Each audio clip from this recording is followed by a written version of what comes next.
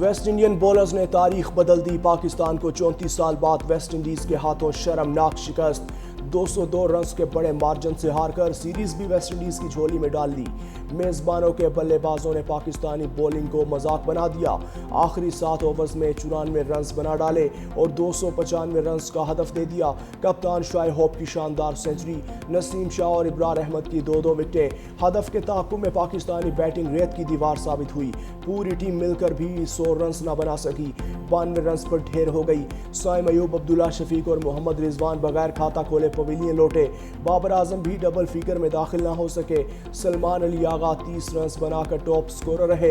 West Indies की जानिब से जेडन सेल्स ने 6 खिलाड़ियों को आउट किया। वेस्ट इंडीज ने 1992 के बाद पहली बार पाकिस्तान के खिलाफ वनडे सीरीज जीती। बल्लेबाज चले ना बॉलर्स, बड़े बड़े नामों के दर्शन छोटे ही रहे। बाबर आजम 3 मैचेस में सिर्फ 56 रन्स बना सके। 2 फॉर्मेट्स में कप्तान मोहम्मद रिजवान और सलमान आगा भी नाकाम हुए। अब्दुल्ला शफीक ने 3 मैचेस में 55, साइम अयूब ने सिर्फ 28 रन्स बनाए। बड़ी बुरी कारकर्दगी दिखाने में जूनियर्स भी अपने सीनियर्स से पीछे न रहे। बॉलिंग में शाहीन शाह अफरीदी, नसीम शाह, हसन अली और इब्रार अहमद सब क्लब बॉलर्स जैसे नजर आए। शायकीन कौमी टीम पर बरस पड़े।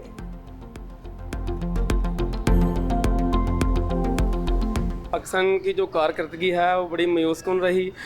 लगातार तीसरा मैच भी जो है वो रात को पाकिस्तान जो है वो हार गया। हम बहुत इस पे जो है मायूस हुए हैं। हमने यही सोचा था कि जश्न आज़ादी के साथ साथ जो है पाकिस्तान सीरीज़ जीतेगा तो इसकी खुशी भी मनाएंगे, लेकिन पाकिस्तानी क्रिकेट टीम ने जो है हमें काफ़ी ज़्यादा मायूस किया है। ये बड़े अफसोस की बात है कि रात को पाकिस्तान जो है मैच हार गया है। ये तो चीफ सेलेक्टर को सोचना चाहिए कि किस तरह की वो टीम भेज रहा है। कोई गली मोहल्ले की टीम गई है।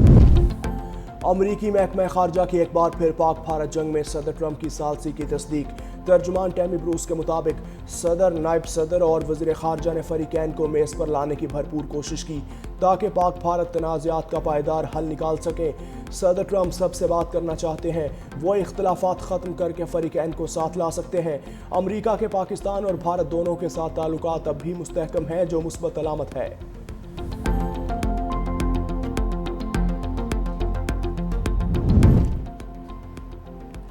अमरीका और पाकिस्तान अमन दुश्मनों के खिलाफ मुत्तहिद। अमरीका का BLA और TTP के खिलाफ साथ देने का फैसला। पाक अमरीका इंसदाद दहशतगर्दी डायलॉग का मुश्तरका एलामिया जारी। तर्जुमान दफ्तर खारजा के मुताबिक पाकिस्तान और अमरीका का दहशतगर्दी की हर किस्म का मुकाबला करने का भरपूर अज़्म। दहशतगर्दी से लाहक ख़तरात से निमटने के लिए मौसर तरीके अपनाने की ज़रूरत पर जोर। पाकिस्तान और अमरीका ने BLA, IS, खुरासान और TTP जैसी तंजीमों से निमटने की अहमियत को उजागर किया। अमरीका ने पाकिस्तान की जानिब से आलमी अमन व सलामती को लाहक ख़तरात से निमटने में कामयाबियों को सराहा।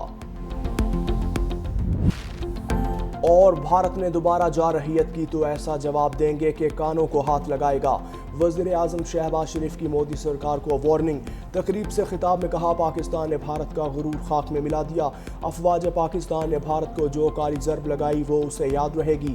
पाकिस्तान ने 4 राफेल समेत भारत के 6 तैयारे गिराए। 6 और 10 मई के बाद नया पाकिस्तान वजूद में आ चुका। भारत पाकिस्तान से पानी की एक बूंद भी नहीं छीन सकता। मजीद बोले, पाकिस्तान की आज़ादी में भी अक़लियतों ने भरपूर किरदार अदा किया। नौजवानों के हाथ में पाकिस्तान की खुशहाली की कुंजी है। असद कैसर की असम्बली इजलास से बाहर करने की धमकी। कहा कि बहनों को बानी से मुलाकात की इजाज़त ना मिली तो फिर इजलास का बायकॉट होगा। हम असम्बली इजलास से बाहर करेंगे। जेल मैनुअल के तहत बानी से मुलाकात हमारा इस्तेकाक है। हुकाम मुलाकात की इजाज़त नहीं देते। हमारी पार्लियामेंटेरियंस के साथ बुरा रवैया अपनाया जा रहा है। साबित कर रहे हैं कि इस मुल्क में कोई कानून नहीं है।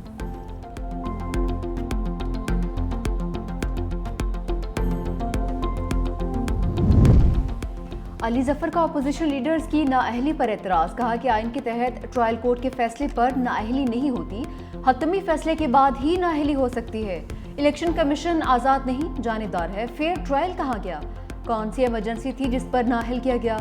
नाअहली का मकसद था अच्छे बोलने वालों को बंद कर दो। वज़ीर क़ानून आज़म नज़ीर तारड़ का फौरी जवाब। कहा कि शहबाज शरीफ और हमजा शहबाज ने महीनों जेल काटी। मरियम नवाज और राना सनाउल्लाह भी जेल में रहे। हनीफ अब्बासी को जमानत के बावजूद जेल में रखा गया। सजा के बावजूद कानूनी रास्ता इख्तियार किया। 9 मई के रोज की तोड़फोड़ की वीडियोस सबने देखी। ये मसाइल मिल बैठकर हल होंगे, कागज लहरा कर नहीं। इरफान सिद्दीकी बोले, असद कैसर ने कहा भाजपा को एक्सटेंशन देकर गलती की है। तहरीक इंसाफ ने एक गलती नहीं बल्कि गलतियों का अंबार खड़ा किया। हमें ताने ना दे हमारे साथ क्या होगा। हमारे साथ जो हो चुका, हमने भी एहतजाज किया मगर कभी शहदा की बेहरुमती की और ना ही हमला। सेनेट और कौमी असम्बली में अपोजिशन लीडर्स की तकर्री रोकने का हुक्म। पेशावर हाई कोर्ट ने चेयरमैन सेनेट और स्पीकर कौमी असम्बली को तकर्रियों से रोक दिया। समाअत के दौरान बैरिस्टर गौहर ने कहा, अदालत ने उमर अयूब और शिबली फराज के खिलाफ इलेक्शन कमीशन को मजीद कार्रवाई से रोका था। स्पीकर कौमी असम्बली और चेयरमैन सेनेट ने दोनों को डी नोटिफाई कर दिया। इलेक्शन कमीशन ने ATC फैसले के बाद नाअहल किया। इलेक्शन कमीशन खुद से आर्टिकल 63 का इस्तेमाल करके किसी को नाअहल नहीं कर सकता। जस्टिस अरशद अली ने कहा, नाअहली केस में अदालत पहले ही हुक्म इम्तना दे चुकी, आपको इतनी जल्दी क्या है। बैरिस्टर गौहर ने कहा, डर है अपोजिशन लीडर्स की नशस्तें दूसरी जमात को ना दे दी जाएं। अदालत ने इलेक्शन कमीशन समेत दीगर फरीकैन को नोटिस जारी कर दिया। समाअत 15 अगस्त तक मुलतवी।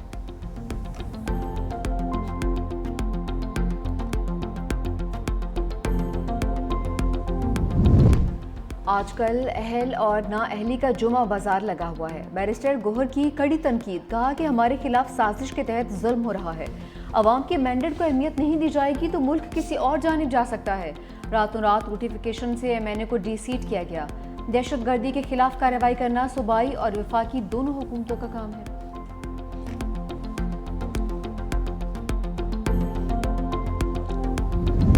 आज़ादी और मार्का हक की तकरीबात, रोशनियों का शहर जगमगा उठा। कराची के 3 तलवार पर शानदार तकरीब। सीनियर वज़ीर सिंध शर्जील मेमन की शिरकत का। पाक अफ़वाज ने भारत को इबरतनाक शिकस्त दी। गवर्नर हाउस सिंध में आतिशबाजी का आलमी रिकॉर्ड बनाने की तैयारी। कुछ देर में आतिशबाजी का मुजाहरा किया जाएगा। Guinness book of world record के नुमाइंदे भी मौजूद। अली जफर की परफॉर्मेंस से शुरका खूब महसूस हुए। वज़ारत कायद पर रंगारंग लेज़र शो।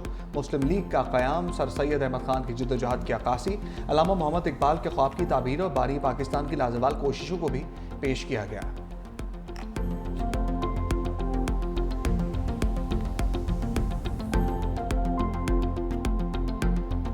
9 में केसेस में सजा पाने वालों के लिए नया चैलेंज। इंसदाद दहशतगर्दी अदालत का जायदादें जब्त करने का हुक्म। थाना शादमान केस समेत 2 मुकदमात का तफसीली फैसला जारी। अदालती फैसले के मुताबिक तमाम मुजरिमान को कैद बा मुशक्कत की सजा सुनाई। मुजरिमान को तमाम सजाएं एक साथ काटना होगी। अदालत ने एजाज चौधरी, महमूद रशीद, उमर चीमा और डॉक्टर यास्मीन राशिद की जायदादें जब्त करने का हुक्म भी दे दिया। अदालत ने शाह महमूद कुरैशी को 9 मई के 2 केसेस में रिहा करने का हुक्म जारी कर दिया। सुप्रिंटेंडेंट जेल को मुलजिम की रिहाई का मुरासला जारी। लिखा, शाह महमूद कुरैशी अगर किसी और मुकदमे में मतूम नहीं है तो उन्हें रिहा किया जाए। सेनेटर शारिब रहमान का तहरीक इंसाफ के खिलाफ लफ्ज़ी एक्शन का। 9 मई जैसे वाक़यात में पीपल्स पार्टी का किरदार नहीं। पीपल्स पार्टी ने कभी छावनी पर हमला नहीं किया। सेनेट इजलास के दौरान अपोजिशन का शोर शराबा। चेयरमैन डाइस के सामने एहतजाज और नारेबाजी।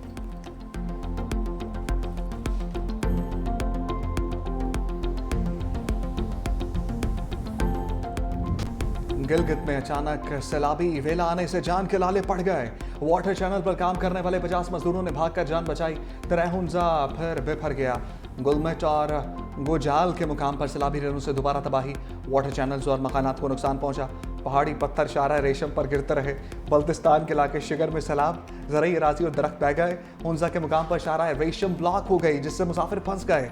तर्जमान गिलगित बल्तिस्तान हुकूमत के मुताबिक गिलगित बल्तिस्तान बदतरीन सैलाबी तबाहियों की जद में है। सैलाबी रेलों से वाटर चैनल्स, खड़ी फसलों और मकानात का नुकसान हुआ। बहाली का काम जल्द शुरू किया जाएगा। हुंजा इंतजामिया को इमदादी कार्रवाइयाँ तेज करने की हिदायत कर दी। गिलगित बल्तिस्तान और खैबर पख्तूनख्वा में बारिशों के नए सिलसिले का अलर्ट जारी। बर्फानी इलाकों में फ्लैश फ्लड्स का खदशा। आइंदा दिनों में बर्फीली झीलों के फटने और लैंडस्लाइडिंग का खतरा। इस्लामाबाद कश्मीर में 14 से 17 अगस्त तक गरज चमक के साथ बारिश का इम्कान।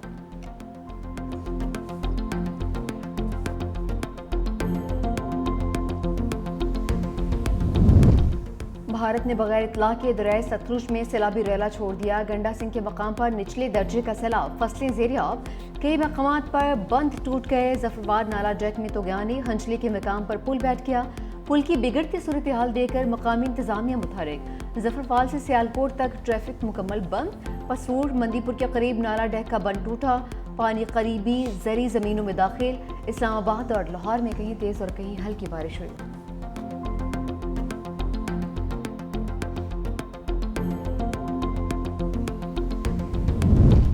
हर 9 में से एक पाकिस्तानी खातून को छाती के सरतान का खतरा लाहक है। खातून अव्वल आसमा भुट्टो कहती हैं ब्रेस्ट कैंसर की पाकिस्तानी खवातीन में शरह पूरे एशिया में सबसे ज़्यादा है।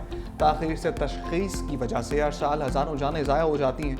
खातून अव्वल से पिंक रिबन पाकिस्तान के बानी उमर आफ्ताब की मुलाकात, खवातीन की सेहत और छाती के सरतान के हवाले से तबादला ख्याल।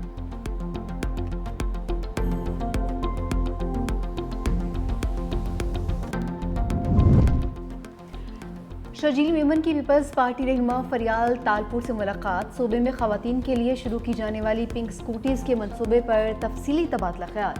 फरियाल तालपुर ने पिंक स्कूटीज़ के इक़दाम को सफरी ज़रूरियात के लिए अहम कदम करार दिया। खवातीन के लिए मखसूस पिंक बस सर्विस के जारी ऑपरेशन पर भी बातचीत। सीनियर वज़ीर सिंध ने फरियाल तालपुर को उम्रा की अदायगी पर मुबारकबाद भी दी, नेक ख्वाहिशात का इज़हार किया। गजा पर कब्जे का इसराइली मंसूबा आलमी क़वानीन की खिलाफ वर्जी है। अक़वाम मुत्तहिदा में पाकिस्तानी मंदूब आसिम इफ्तिखार की न्यूयॉर्क में मीडिया से गुफ्तगू, कहा कि पाकिस्तान ने हमेशा इसराइली इक़दामात की सख्ती से मुखालफत की। सलामती कौंसिल को इसराइल के खिलाफ इक़दामात करना होंगे।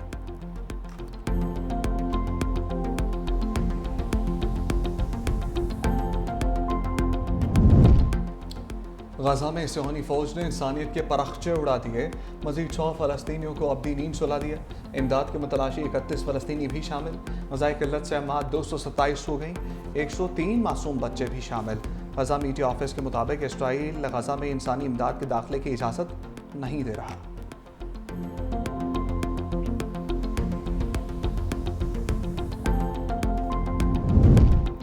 गजा में नस्ल कुशी के खिलाफ पोस्ट करने पर ग्रुप का एक्स अकाउंट मअतल। ग्रुप ने अपनी पोस्ट में इसराइल और अमेरिका को गजा में जारी खून रेजी, कहत और तबाही का जिम्मेदार करार दिया। ग्रुप के मुताबिक अमेरिका की जानिब से इसराइल को हथियार फराहम करना उन मजालिम में शरीक होने के मुतरादिफ है। बाद ग्रुप का अकाउंट बहाल कर दिया गया।